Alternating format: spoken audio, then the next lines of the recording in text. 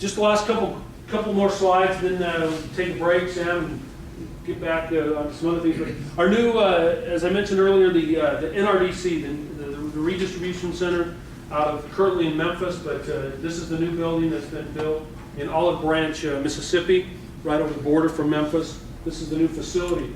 About 850 some odd thousand square feet, right? Just a very large facility that has been built. Again, one of the things that we do at McKesson, again, different from our competitors, is we bring currently 23 of the top 25 vendors that we purchase from, the products that we move, we bring all of their products into our RDC facility.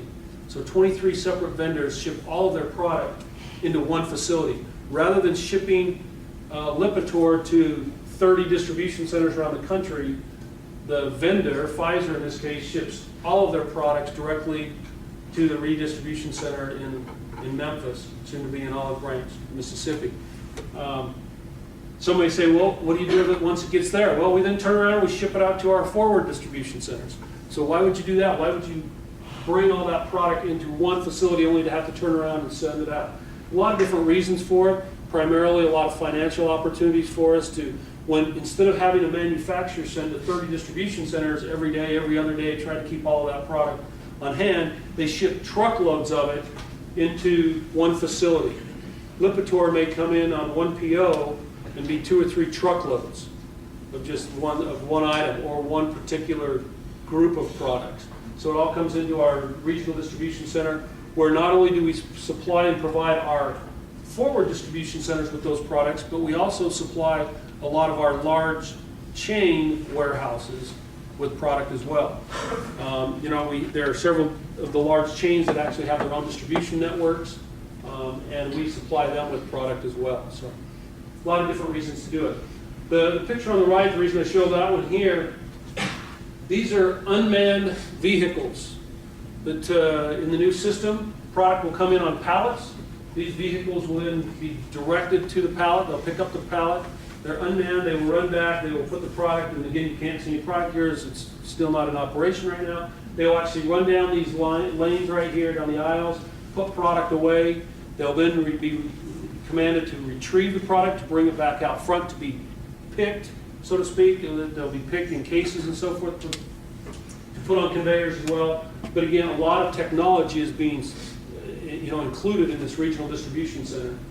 So again, just another way for us to help our customers with quality. And are those wire guided? Like what's? Yeah, it's interesting. Brian and I actually got to take a tour of the facility a couple of months back, and they are not wire guided. They're all of the wiring is. I guess they are wire guided in the floor. The wiring's under the floor, and then there's barcodes. You can see kind of some yellow bars hanging above them, and there's sensors and basically reflectors throughout, and they have it full 360 degrees. That if all of a sudden they lose communication with that barcode, they shut off, just in case. And that side of our distribution won't have any lights on; it'll be completely black. So they'll go in there and move product, and then bring it out for humans to sort and pick and put away. So again, it's the safety, it's the labor saving, it's maximizing space. Because they don't have to go, like Brett said with USR, they can put it in any empty location. So they know where it's empty and they know where it's not, and they'll go put it back there.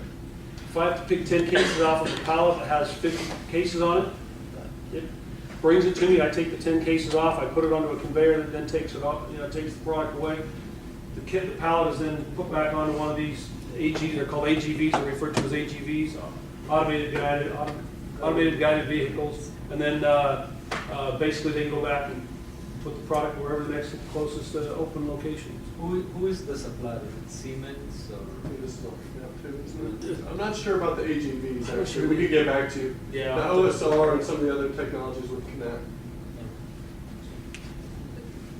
Mm-hmm. More from a transportation standpoint, so these POs are they're created from the vendor directly to this will be your final destination, or is this considered like a cross-dock where, and then, so on PO, which will be the final destination?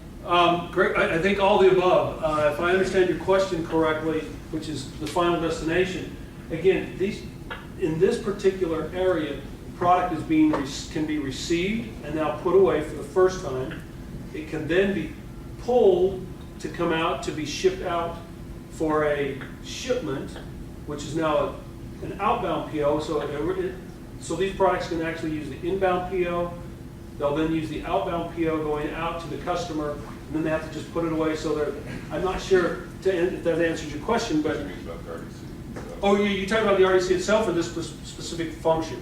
It's the RDC. Oh, I'm sorry. The RDC? It's final destination from the vendor. Yeah, okay. And we initiate internal transfers between the RDC and our forward distribution center. Great, thanks, Greg, for the clarification. So it's an intermediary, I guess, the RDC. Everything's coming in, endpoint for vendor. Yeah, the PO ends here, and then Inbound then a PO. forward distribution center will purchase or procure the product from the RDC to be the point person for the customer. And again, shipping out of the RDC, two different types of customers. One is a forward distribution center, and the second is an actual customer of ours.